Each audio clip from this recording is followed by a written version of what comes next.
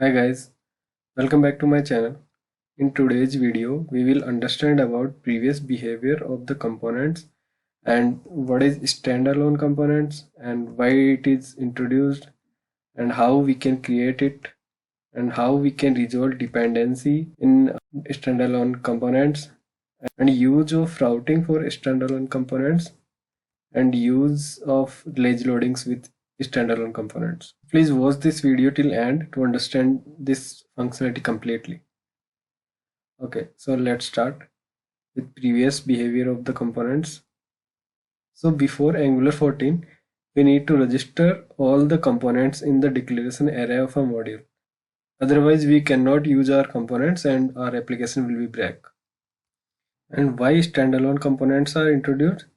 So in past few years, Angular received a lot of complaints from the peoples that Angular learning is too complicated in comparison of other frameworks because it has a lot of configurations. So Angular decided to simplify the things. One of the pain point for the developers was ng module. So Angular decided to remove ng module concept and they introduced standalone components. Okay, let's see what is standalone components. So standalone components are introduced in Angular 14 but not officially announced because it was not stable. And in Angular 15 it is officially announced and stable. We can say that the standalone components are simple way of creating Angular application without using ng module. And to convert a component to standalone component, we need to mark that component as standalone true in component decorator. And if we want to use another standalone component in a standalone component, then we need to import that component directly in component where we need. And we can also create standalone directories and pipes. So now we will see how we can create standalone components. So we can create new standalone components using standalone flag in component generation command, or we can directly mark standalone true in component decorator options. Okay, so let's create an application to understand it more.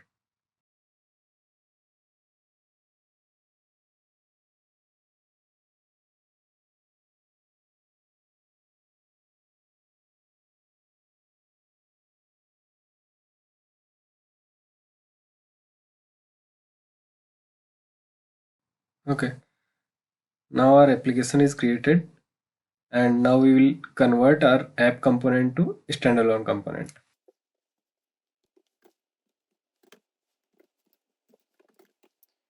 While bootstrap of the application, we can pass this app component in bootstrap application method instead of these that we were doing for the module.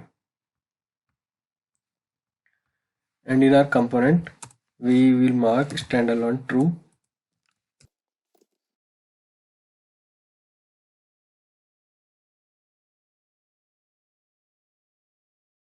Our app component have this HTML only. So yeah. So this is how we can convert our app component to standalone component, and we can change our application bootstrap process from module to component. And now we will create one new standalone component using Angular CLI.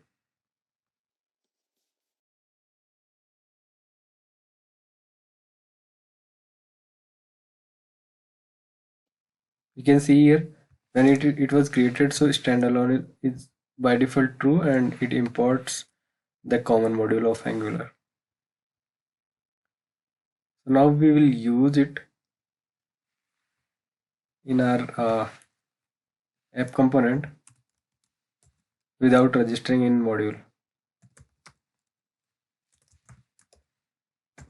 We used here, so for using that home component in app component we need to import it here. Now we will see how it looks in browser. Yeah, it works. So this is how we can create standalone components and we can use them without declaring in module. So the next thing we will see how to resolve dependency in standalone components. So while using Bootstrap application in main.ts, we can add providers to provide configuration and services throughout the application. Okay, let's try it in our test application how we can do it. Okay, suppose we need a configuration that we need in all the standalone components. So suppose we have an API URL that we need in all the components. So we will create one constant here.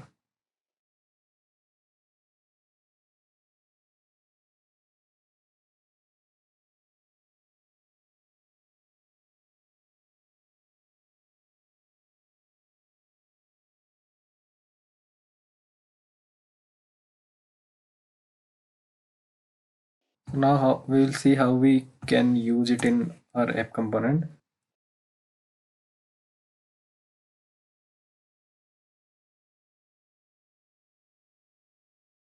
So this is how we can inject it.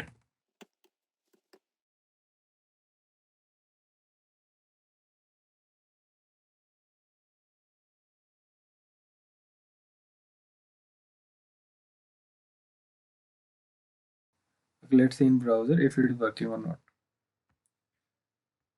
Yeah, it is working. So this is how we can resolve dependencies. And now we will see how to use routing with standalone components.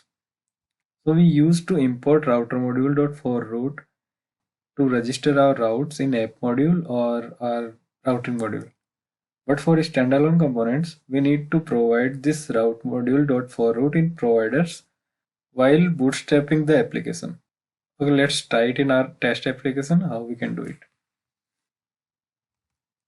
So we will create one constant here for our routes.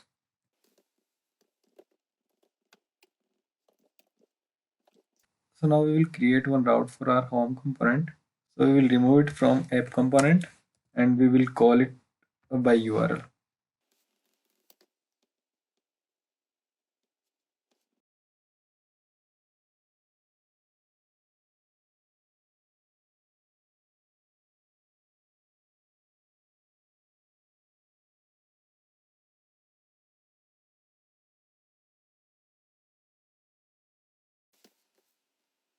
And let's see if it is working with home or not.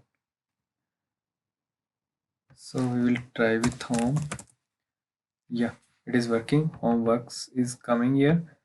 So this is how we can use routing for standalone components. Now we will see how to use lazy loading with standalone components. So before Angular 14, we can use lazy loading with modules only. But with standalone components, we can lazy load either one component or a group of components. So let's look at our code, how we can do it. So for this, we will create two more standalone components to understand this logic. So to understand this lazy loading, we will create two new components.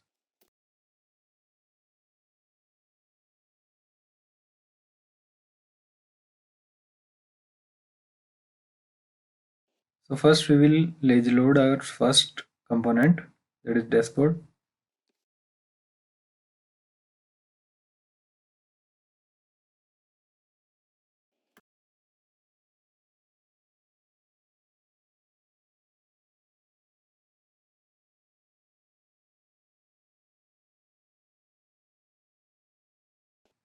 So this is how it will be lazy loaded.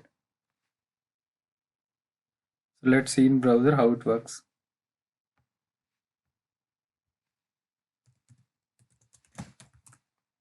Yeah, dashboard works. And it is lazy loaded. Now we will see how we can lazy load multiple components.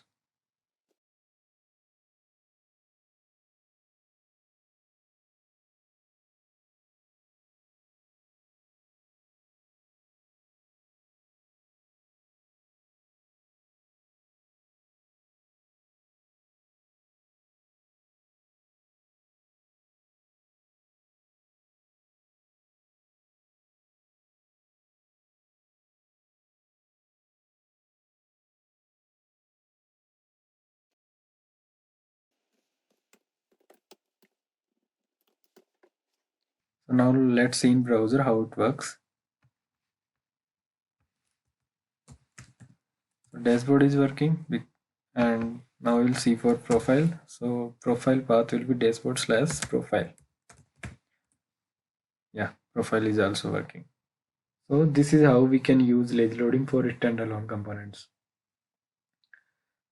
Thank you guys for watching this video, and please like it and share it with your friends, and please subscribe the channel to watch similar kind of videos.